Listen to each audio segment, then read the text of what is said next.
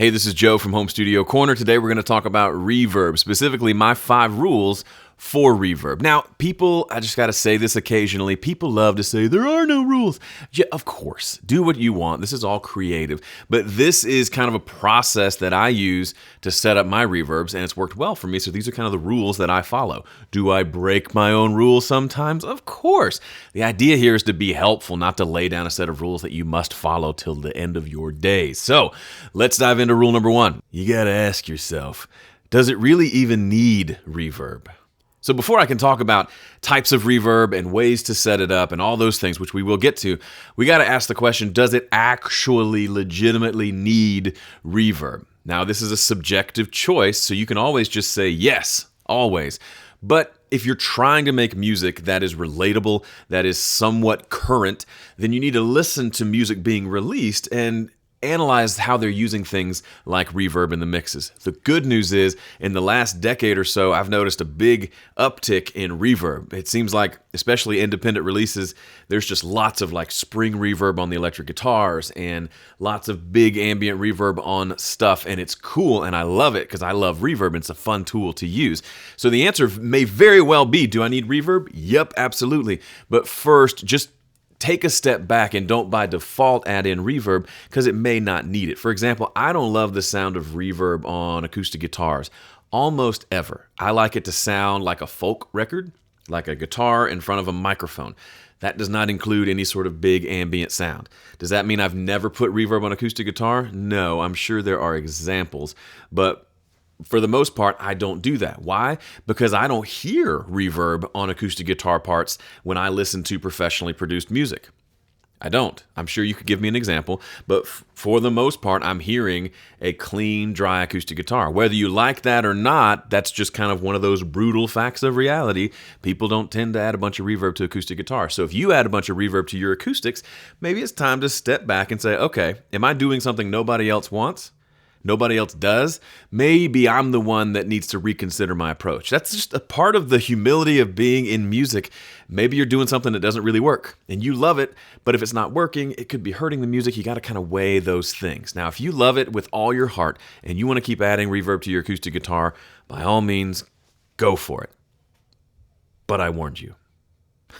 Rule number 2. Find 3 go-to reverb sounds. If you don't already have 3 reverb sounds that you can pull up in a second in your session, and you're always building your reverbs from scratch, I recommend next time you're in the studio, set aside 30 minutes to an hour to find those 2 to 3 reverb sounds that really sound good to your ears, and then save those as presets, or better yet, do what I do and save them in your mixing template so you've got those reverbs right there ready for you when you need them. Let me show you the 3 that I use. Okay, we're going to use this vocal from Whitney Winkler again to demonstrate this, but first let me show you my blank mixing template. When I pull it up, it has all of these tracks over here. You've probably seen it before. These 3 are my 3 different reverbs. I've got one that is a room reverb, like a basic room sound for drums. Think of it as like a drum room sound.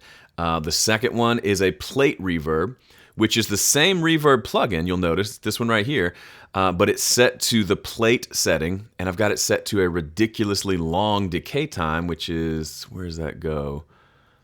Right here, 6.2 seconds. That is ridiculously long, but for the way that I use it, it works really well. So the first one is a basic room with a decay time of a little over a second or so. Second one is a big ambient plate reverb. And the third is a spring reverb. And this one has a decay time of about 4 seconds, which again, seems long, but you've got to pay attention to the way I use it, which I'll show it to you in a little bit. But let's listen to what each of these sounds like on her vocal so you can get an idea. So the first one, here is the way the room sounds on her voice. She is like a plate of grass.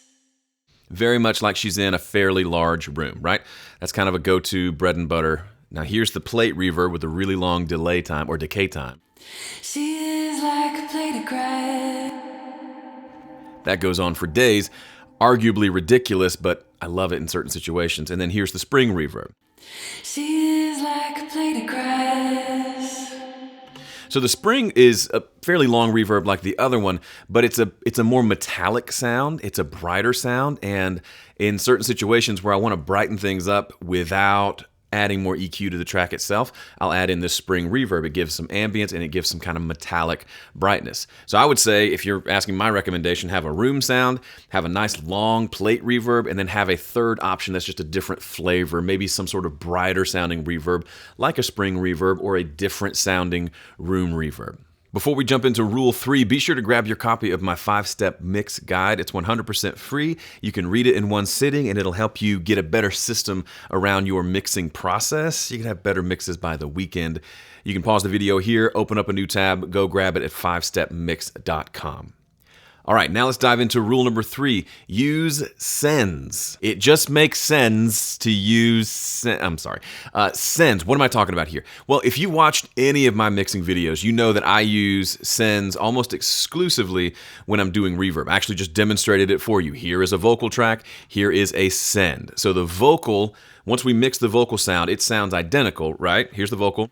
She is like a plate of grass. And then if I add in reverb here, the vocal stays the same, and we're adding reverb on top because we're sending a copy of the vocal somewhere else, and that somewhere else has a reverb plugin on it.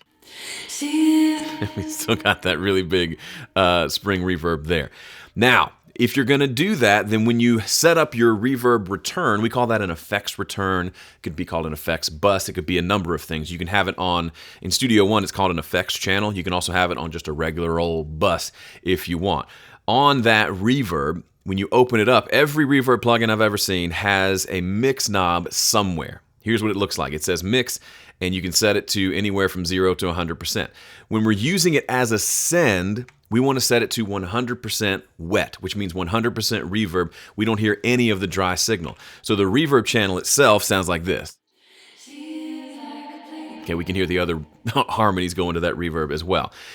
Now we have distinction between them. We have the dry sound on one channel, the reverb sound on another, and there's no blend there. If you're a guitar player, you have a pedal board, you know reverb pedals have a mix knob, and that's the way we have to use them. We have to use them in line. So if we were to put this reverb on her vocal, let's just drag one of these over, directly on the vocal, and hit play, here's what it would sound like.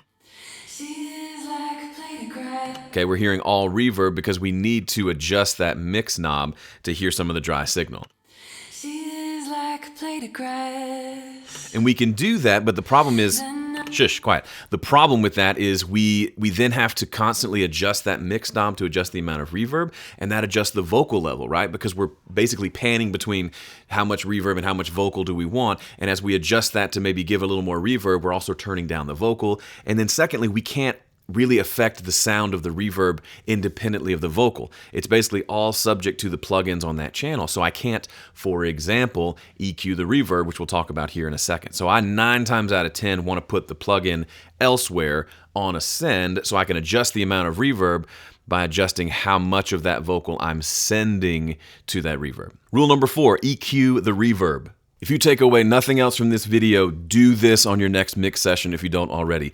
EQ your reverb. That means put an EQ plugin after the reverb, and if nothing else, roll off all the extra low end. I usually roll off everything below 200 hertz, maybe more. Why? Let me show you. Here is an acoustic guitar from this same song. Very nice. Now, I already said I don't like reverb on acoustic, but this gives us an example, so just give me a break. Okay, so let's add the plate reverb to this acoustic guitar, okay? Here we go.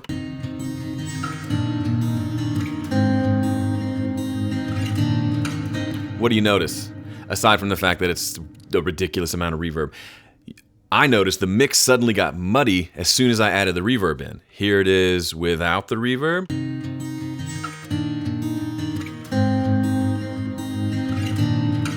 You hear that woo, woo, woo, that happened right there on that last note?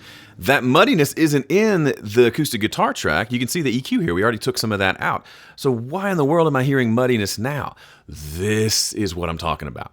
So what happens in a real mix, you're listening to the whole mix and suddenly you're like, oh, the acoustic guitar is muddy. So you go and you start EQing the guitar more and more and more and more and more, but it still sounds muddy. Why? Because the mud is being created over in the reverb track, not in the original track. So you end up not fixing the mud, and your acoustic now sounds terrible because you've just been cutting all these frequencies to try to solve your problem. The problem is the reverb sometimes creates mud. Here's what it's talking about. So here is that reverb we were just looking at right here, okay? This is that big, long plate reverb. But here is the plugin that I always have after it. And this is actually a little bit of overkill. The important part is right here. There's a high pass at 200 hertz, which means it's rolling off everything below 200. And as soon as I add that, now I can add as much reverb to that guitar as I want, and it doesn't get muddy. Take a listen.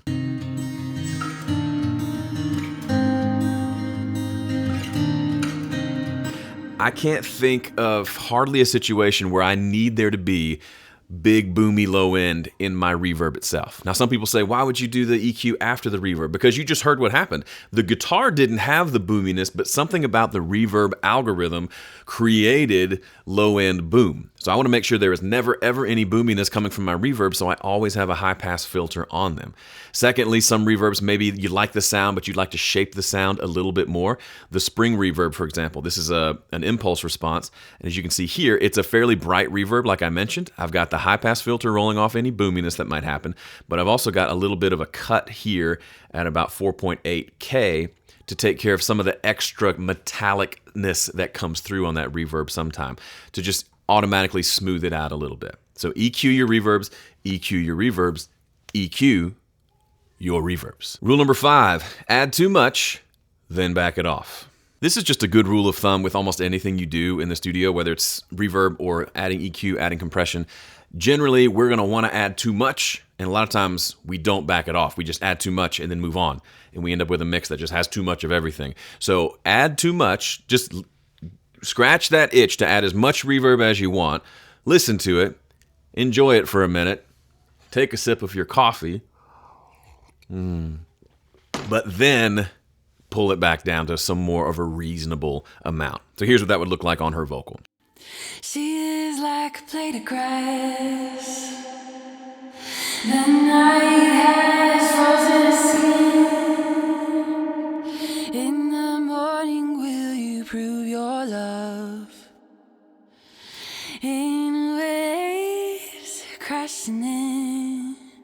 So you'll notice the place I landed with her vocal, you almost just barely hear the reverb. This is just something I came across. I was actually using a guitar pedal that had this really long reverb time. And if you turn the mix knob down on the guitar pedal and had just a little bit of reverb in there, it made this great kind of a layer over the top of your sound that didn't overtake things, but it just almost sounded like a keyboard pad underneath. That's kind of what this big, long reverb does. So add a bunch, then pull it back until it feels reasonable. For me, the longer the reverb, the less of the signal I send to it, because I just need a little bit to kind of add that extra sound to the mix. If it's a shorter reverb, like my room reverb, which I honestly don't use too much, I might add a little bit more because it takes a little bit more to hear it in the mix. But this is actually the setting that I use.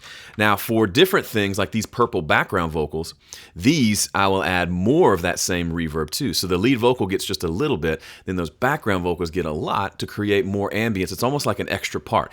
These background vocals are just singing an ah sound, but the reverb added to it almost makes it sound like there's a third or fourth vocal there. Here's what that sounds like.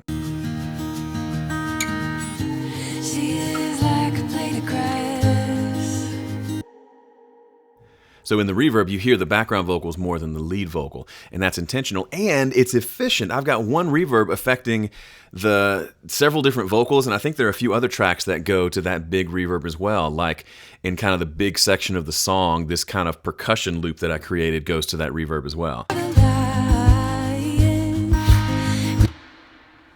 So I'm utilizing that reverb in multiple ways, which just makes me happier. I set it up once and I can send whatever I want to the reverb, which is another reason why we want to use sends versus putting reverbs on individual tracks.